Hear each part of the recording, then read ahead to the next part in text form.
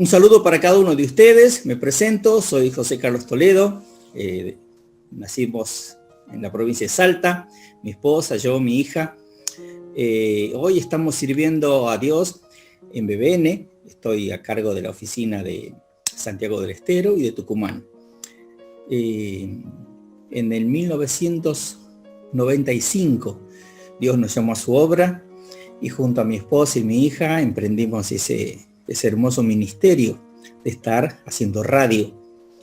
Pasó el tiempo, pasaron cosas lindas, muy hermosas, muy grabadas en la mente, en el corazón. Y el Señor ha tenido a bien, Él en su soberanía ha dispuesto llevarnos a un instituto bíblico. Habíamos pasado diferentes hermosos momentos allí en Palabra de Vida, un hermoso tiempo de 3 años. Luego fuimos a Chubut, allí estuvimos en la fundación de una iglesia. Desde allí volvimos a Salta y allí se hizo efectivo el llamado cuando en 1995 ingresamos a lo que en ese tiempo era RRB, hoy ya es BBN. Y en este disfrutar de tiempo, Dios nos movió la familia cuando mi esposa contraía cáncer. Fue un tiempo largo, fue un tiempo duro, muchos viajes a Tucumán, muchos viajes a Córdoba, y en cada uno de ellos quedaba la frase: estamos bien y vamos a estar mejor. Fue pasando el tiempo, nunca decayó la fe, solamente aumentaba la tristeza, el desánimo golpeaba en varias oportunidades, y el Señor ha querido en marzo, el 8 de marzo de este año, llevarse a mi esposa. Quedé con mi hija y bueno, seguimos el ministerio. El Señor ha ido proveyéndonos de personas que van a estar llamándonos, sustentándonos, orando, haciéndonos un cariñito y poder de alguna manera hacer más llevadero este tiempo de soledad. Me apego a la palabra de Dios. Me ha hecho bien aquello que he podido estar aprendiendo en Palabra de Vida. Me ha hecho mucho bien porque en momentos tan difíciles solamente el recurso de la misma palabra es lo que nos ha ido levantando. Y a manera de anécdota les cuento, estando en mi oficina, a veces hasta escuchar mensajes me eran pesados, me llevaban a la tristeza. Fue un tiempo especial, en el tiempo en que yo no quería ni siquiera oír prédicas. Así que gracias a la tecnología ponía allí en mi computadora la palabra de Dios hablada. Eso fue levantando mi ánimo. ¿Saben, hermanos? No hay mejor cosa que estudiar la misma palabra. No estoy despreciando a ningún comentarista, pero métase en el estudio, lea. Y por horas con mi esposa teníamos la palabra de Dios en audio, en audio, horas y horas. Eso nos ha ido levantando cuando llegaban las quimios, llegó la caída del pelo, llegaban las ansiedades. La provisión económica de parte del Señor siempre estuvo fuerte, siempre fue grande, muy necesaria, oportuna y abundante. El Señor quiso eso. Y hoy ya más consolado, puedo abrir la misma palabra de Dios y poder comunicarles a ustedes este sabio consejo. Abrimos nuestras Biblias, Tito, y allí en estos 3 capítulos hemos de estar viendo lo necesario para distintas personas. En el capítulo 2 está hablando a ancianos, ancianas, a jóvenes, a distintos grupos. En uno de esos grupos estoy yo, los viudos. Y el Señor va haciendo.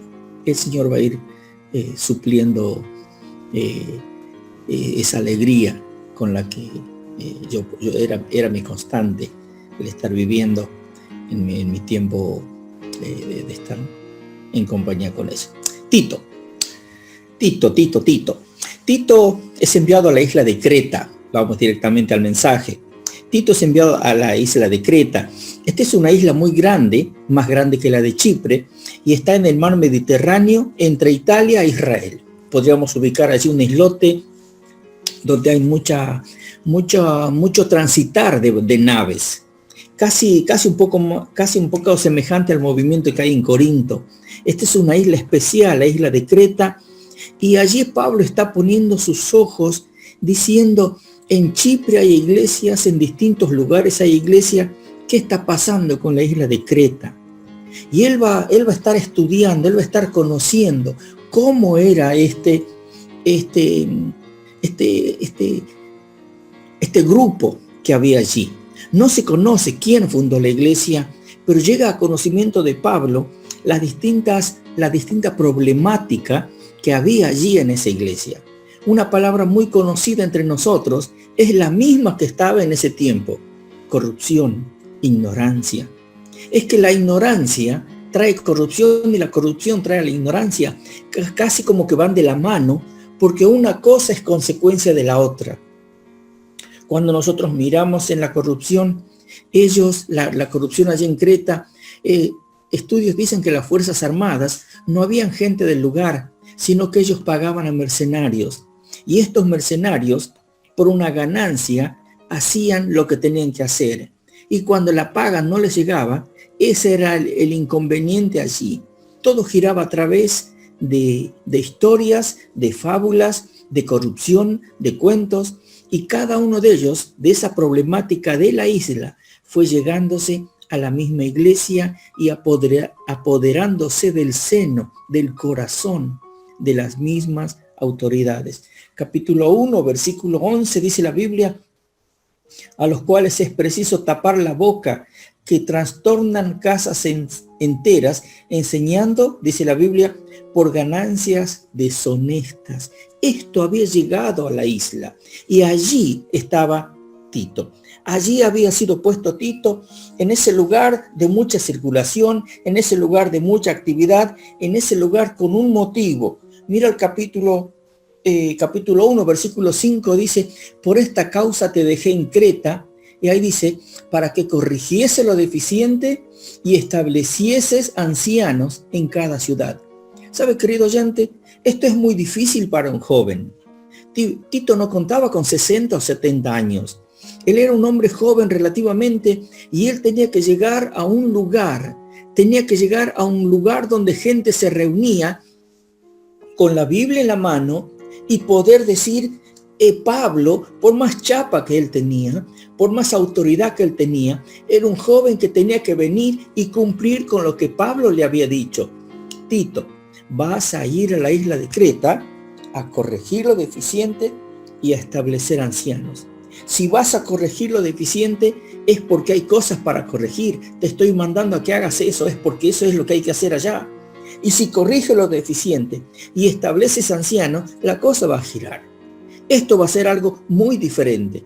Pero Tito, necesitas ir y vas a evitar que ciertos problemas de la iglesia, como es el tema que se me ha pedido, peligros en la iglesia, esos peligros van a estar no solamente menguando, sino se van a poder estar controlando y poder estar dando gloria a Dios. Hay una clave en este libro. Cuando nosotros contamos los versículos del capítulo 1 son 16, del capítulo 2 son 15 y del capítulo 3 son otros 15, sumando un total de 46 versículos en toda la carta. Dividimos esto por 2 y decimos 16 más 7, esto nos da el número 23 y caería a la cuenta en el versículo 7 del capítulo 2. Y fíjate qué dice el versículo 7. Dice la Biblia, presentándote tú como ejemplo. ¿Sabe? Cuando Tito es puesto en Creta, es porque él era ejemplo. Cuando Timoteo es puesto allá en la isla de Éfeso, es porque él era ejemplo. Ambos con un temperamento muy diferente, muy diferente. La vergüenza, el carácter de ellos eran muy diferentes. Lo apocado, lo tímido de Timoteo servía para Éfeso. Pero Tito tenía que tener un carácter fuerte porque él tenía que enfrentarse con diferentes personas y él tenía que establecer ancianos. Y para establecer ancianos, él va a ir dando en el capítulo 1 los requisitos y va nombrando, y cada uno de ellos va a mencionar un carácter, una forma, un estilo de vida en los que las autoridades deberían de tener. Pero la clave era tú como ejemplo. Y si el que está impartiendo las órdenes, si el que está corrigiendo, si el que está estableciendo no es de ejemplo, la cosa no iba a funcionar así. Y Pablo va a estar diciendo, sé tú un ejemplo. Y en ese ser ejemplo, nosotros vamos a estar mirando que hay una nueva esperanza de vida eterna, porque Tito estaba apoyado en un Dios que no mentía, aunque ellos eran mentirosos. Cuando nosotros miramos allí la palabra de Dios, ellos eran gente que amaban la mentira. Eran gente que buscaban con una mentira grande tapar otra más chiquitita, y cuando esa mentira grande iba creciendo, iban tapando lo que se hace el día de hoy, tapar una mentira con otra más grande. No había una clara enseñanza en cuanto a Jesucristo. Ellos se habían puesto en fábulas, ellos estaban explicando qué es lo que hacía Zeus, y cada uno de ellos seguía con el ejemplo de Zeus y sus desvaríos, pero Tito tenía que poner el ejemplo del mismo Señor Jesucristo. ¿En bien de qué? En bien de que cada creyente pueda ser fiel y leal a la persona de Jesucristo. Y allí está Tito en Creta, estableciendo ancianos, porque dice él que enseñen doctrinas que no sean corruptos. Ellos estaban tomando el tiempo de enseñar religión. Ellos estaban viviendo una corrupción que no les permitía vivir en integridad. Por eso es que dice capítulo 2, versículo 1, a los ancianos que sean sobrios. Versículo 3, a las ancianas, asimismo que sean reverentes en su porte.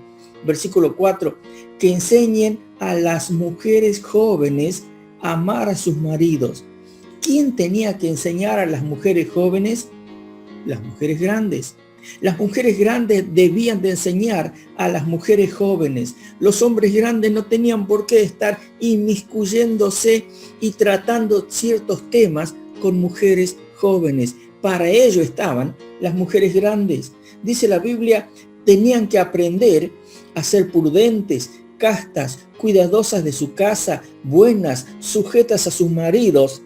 Ahora, para que una persona enseñe eso, tenía que vivir.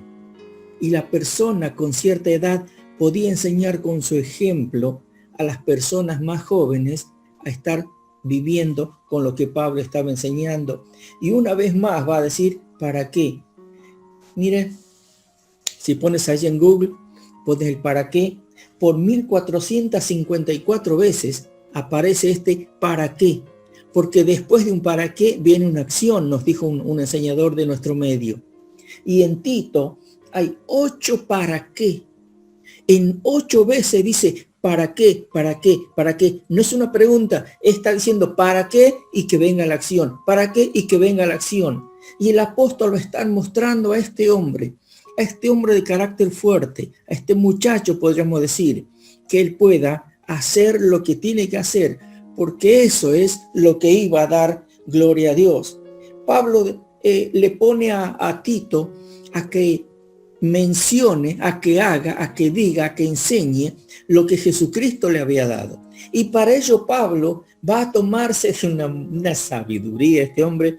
Él va a decir en el capítulo 1, versículo 12, uno de ellos, Epinemídemes, era un filósofo, uno de ellos, su propio profeta, dijo, los cretenses siempre mentirosos, malas bestias, glotones, ociosos. Este testimonio es verdadero. Estoy diciendo, decía Pablo, apelar a lo que uno de los sabios dijo, porque ellos están viviendo una mentira y nosotros tenemos un Dios que no miente, y eso está corrompiendo la iglesia.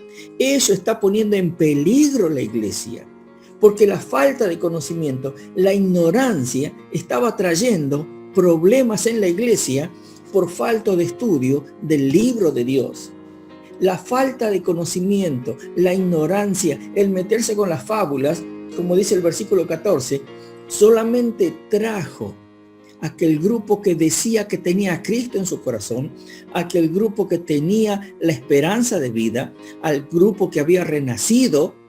Ellos, dice el versículo 16, solamente profesan conocer a Dios y con sus hechos lo niegan, y todo Creta lo está sabiendo. Los de Creta están sabiendo que desde las puertas hacia adentro de la iglesia no hay ninguna diferencia con la gente de las puertas hacia afuera. Peligros en la iglesia. Peligros en la iglesia porque los de afuera habían copado la parte interna y ya no era una Biblia, ya eran ganancias deshonestas, ya eran corrupción, ya eran inmoralidades, ya eran gente con faltos de ejemplo, lo que estaban llevando al frente de esta iglesia. Por eso él tenía que establecer ancianos y decirles cómo tiene que ser un anciano, cómo un abuelo, cómo tiene que ser una abuela, cómo tienen que ser los jóvenes. Y estando allí los requisitos para los ancianos y los obispos, en medio de esto, Pablo va a decir, ellos profesan conocer a Dios y con sus hechos lo niegan. Así eran las autoridades. Queridos muchachos, jóvenes, Dios les bendiga a ustedes para no caer en esto que cayeron la gente allí en Creta. Cuando la gente no está siendo un ejemplo, cuando no hay ejemplo de parte del liderazgo, capítulo 2, versículo 5 dice que sean prudentes, castas, cuidadosas de su casa, buenas, sujetas a sus maridos. Ahí dice, para que la palabra de Dios no sea blasfemada. Cuando el que tiene la Biblia en mano no es ejemplo, la palabra de Dios es blasfemada. Mira el versículo 8. Palabra sana e irreprochable, de modo que el adversario se avergüence y no tenga nada malo que decir de vosotros. Cuando el que tiene la Biblia en mano no es de ejemplo, la gente está hablando mal y está diciendo cosas malas de vosotros. Y dice el texto, para que ellos no tengan nada malo que decir de vosotros. Me encanta el versículo 10. Dice, no defraudando, sino mostrándose fieles en todos. Y viene otro, ¿para qué? Para que en todo adornen la doctrina de nuestro Salvador. ¿Tienes a Cristo en tu corazón? ¿Tienes la Biblia en tus manos? ¿Tienes el Espíritu Santo? Estas tres cosas no tienen por qué ser de tropiezo. La palabra de Dios no tiene por qué ser desacreditada. La gente no tiene por qué hablar mal de los cristianos.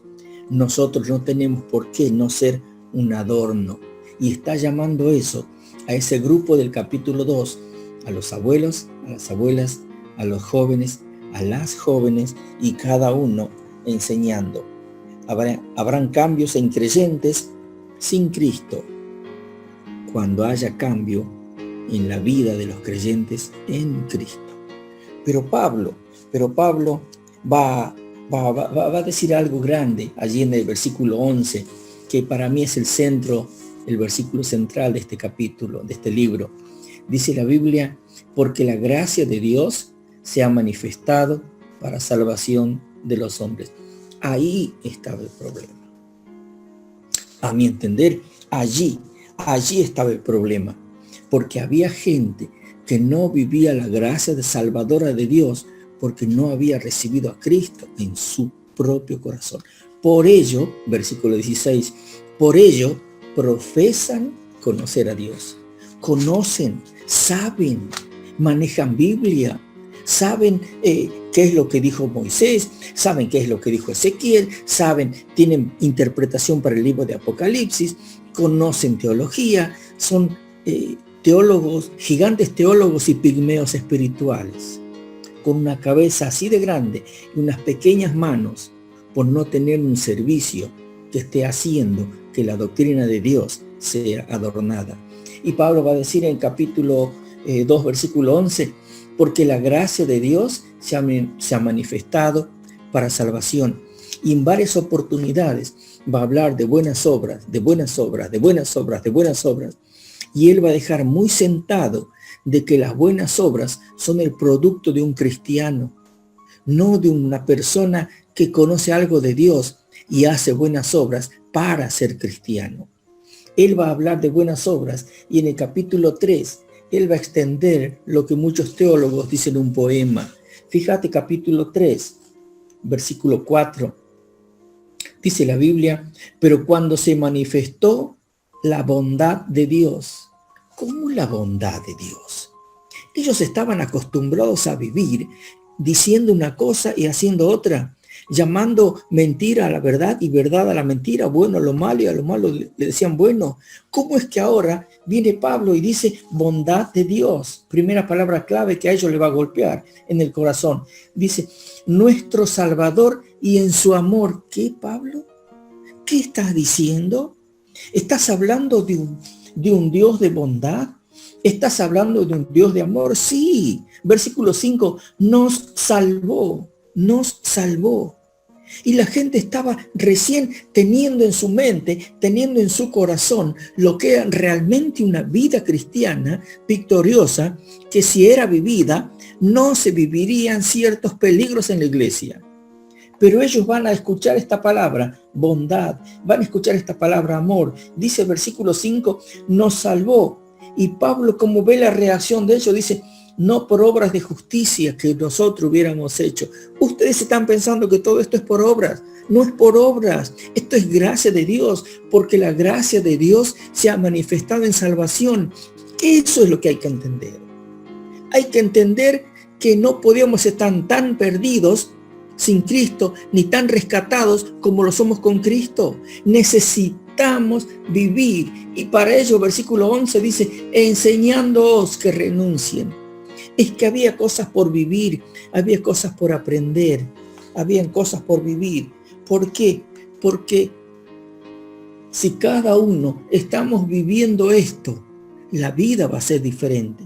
Para él extender este poema del versículo 4, dice el versículo 5, nos salvó, no por obra de justicia que nosotros hubiéramos hecho, sino por su misericordia. Y él está tirando palabras muy fuertes. Misericordia, miseria del corazón, cordial ante mi miseria, la miseria del corazón es observada por un Dios misericordioso. Él ve la miseria de mi corazón y a eso es lo que nosotros tenemos que apelar. Dice el versículo, por el lavamiento de la regeneración.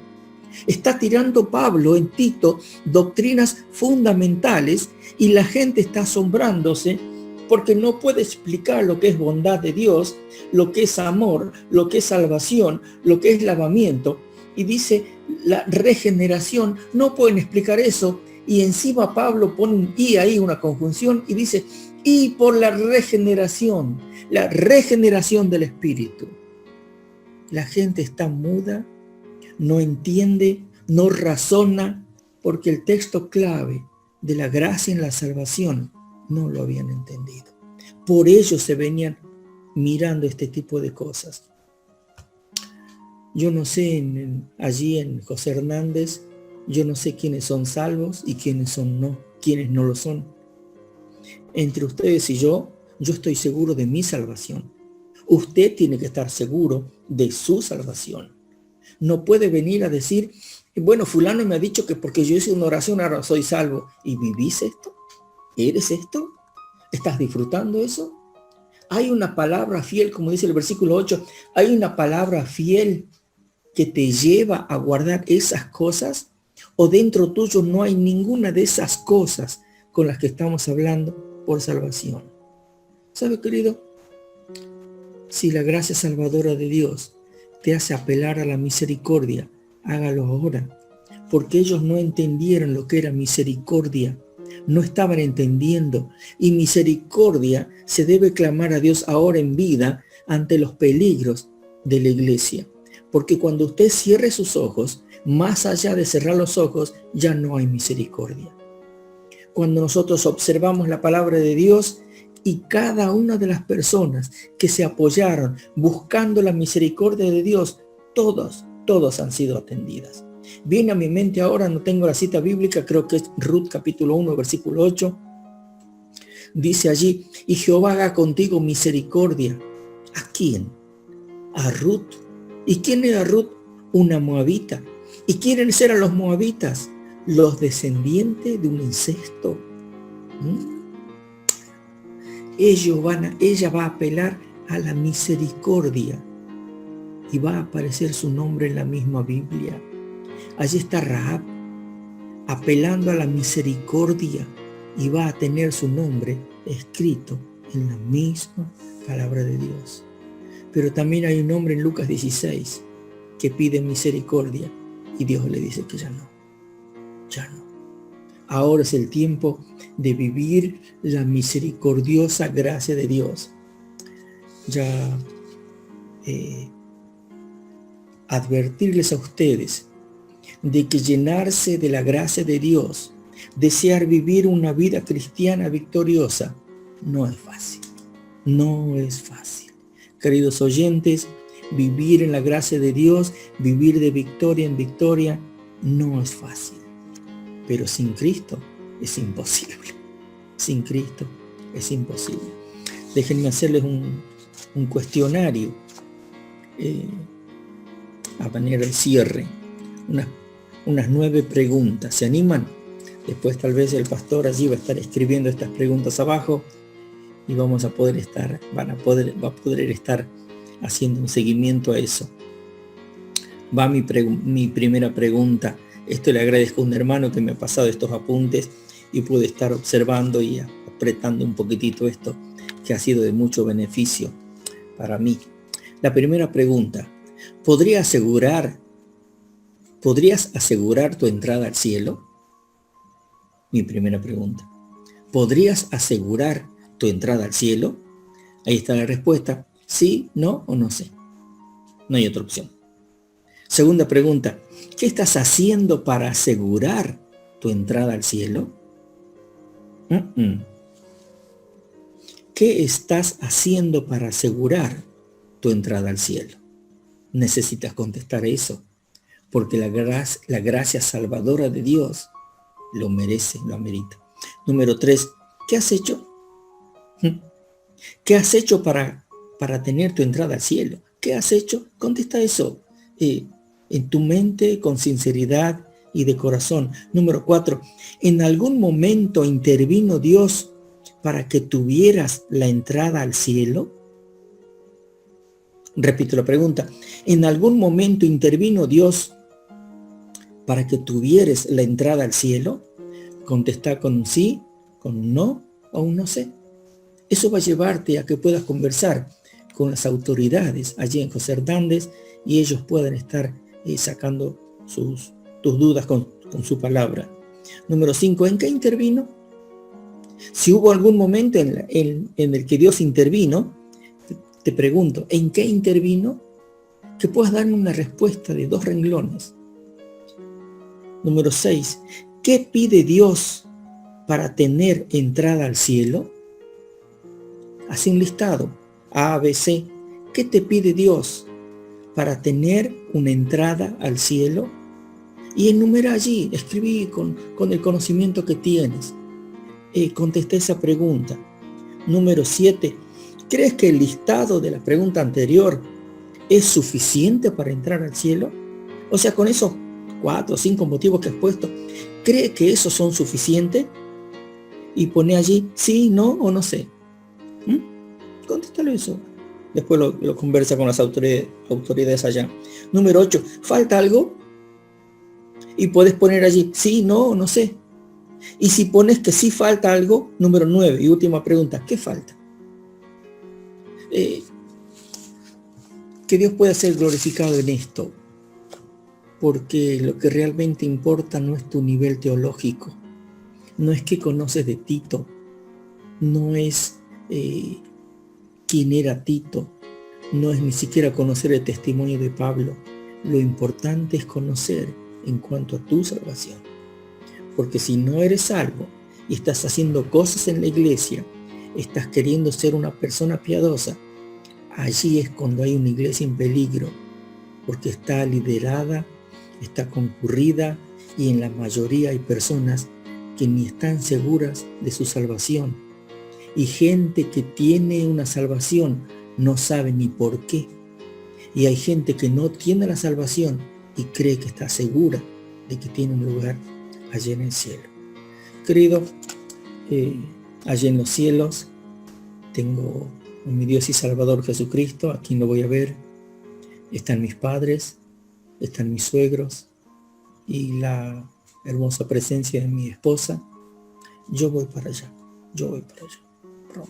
pronto. No sé cuándo, pero caminando hacia allá vamos a encontrar no solamente los que tengamos una salvación y una seguridad de salvación puestas en este libro. Tus opiniones, lo que alguien te dijo, tu razonamiento, no cuenta. Aquí cuenta el sabio consejo de la misma palabra de Dios. El evangelio es claro. Creer en Jesucristo, recibirlo en el corazón. Cuando uno ejerce esa fe, cuando uno deposita esa fe total en el mismo Dios y Salvador Jesucristo, se arrepiente de ese pasado, tiene un giro de 180 grados, pone su fe en Jesucristo, allí con tus palabras, puedes ser salvo y tener esa seguridad. Y si tienes esa seguridad de salvación, no serás un peligro en la iglesia. Muchas gracias. Que este tiempo de abrir la palabra de Dios, este tiempo de disfrutar, te lleve a una vida diferente, a ser alguien diferente. Personas que conocieron a Dios, personas que hablaron con Dios, tuvieron una vida muy diferente. Viene a mi mente Sansón en Jueces 14. Este hombre vivía en deleites. Había escuchado a Dios, pero vivía en deleites. David en 2 Samuel 11, él vivía en desorden. En desorden. El mismo hombre que tomó su pluma y escribió: Jehová es mi pastor, nada me faltará, con la misma pluma mandó matar a Urías Heteo. Desorden. Allí está Daniel en capítulo 6, viviendo en devoción. Usted elige cómo vivir, usted elige, pero siendo cristiano, la vida del cristiano no es fácil, pero usted elige si vivir en deleites, en desorden o en devoción. Dios quiere que vivamos en devoción y para ello tenemos el recurso de la oración, el recurso del perdón, tantas cosas hermosas que ante el desánimo y la tristeza podemos echar mano y podemos vivir dando gloria a Dios. Dios les bendiga. Muchas gracias. Gracias a Rocío. Gracias por haber hecho posible esta invitación. Gracias porque puedo estar abriendo mi corazón a ustedes y este hermoso muchacho, Santi, poder estar teniendo en la familia. Dios les bendiga y hasta otra oportunidad. Muchas gracias.